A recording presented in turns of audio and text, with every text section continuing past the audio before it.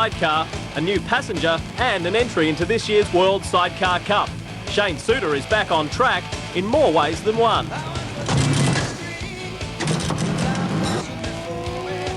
But things haven't always been this good. This gutsy young guy from Geelong stared death in the face just 2 years ago. A horrifying crash at Italy's Mugello circuit that should have marked the end of Shane Soutar's career. Instead, it's given the triple Australian champion more determination than ever.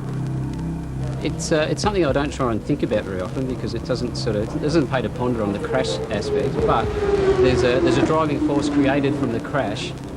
I had never-ending letters from school kids. A little fella that did his paper round sent me his paper round money to help me get back to Europe and all this sort of thing. So it put me in touch with the public. While all seems well now, the crash took its toll. It left Shane with a broken back, fractured pelvis and 2 broken bones in his ankle, as well as serious ligament damage. I'm not over it. I don't know if I'll ever be over it because I wake up in the morning feeling like I've been hit by a bus. But, every morning? Every morning, yeah. Really? But I still go to physiotherapy every day. I work with a personal trainer and for the psychological part of it, they put me in touch with a sports psychologist that's helped me work through things, which was invaluable. A severe lack of flexibility in Shane's right ankle has led to some creative engineering within the TechSim team. On par with Mick Doohan's thumb-controlled brake is Shane Soutar's thumb-operated gear change.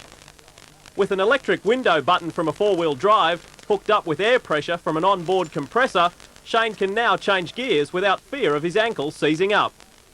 Yeah, we just all got our heads together and started reaching out to people in pneumatic specialists that we'd never dealt with before and devised this mechanism, and a little company called Small Core Rewinds in Geelong built the thing for me.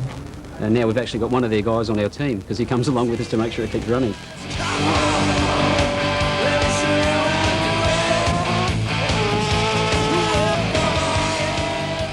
Along with Queensland-based passenger Steve Baines, Soutar's small but dedicated team has plenty of experience. Team manager for the World Cup campaign is Andre Bosman, one of Australia's best ever sidecar competitors. So here we are, Eastern Creek, lovely sunny Australian day, and an Aussie boy heading overseas to compete in the World Cup series for sidecars. It's not all that big here in Australia, although there's a good fan base here. Yeah. So how hard is it for a guy from Geelong to get over onto the world scene and survive? I mean, how do you eat? How do you travel? How do you know? It's extremely difficult. The problem we've got, because we don't get the television footage, doesn't come back to Australia. It's not of that much interest to Australian companies.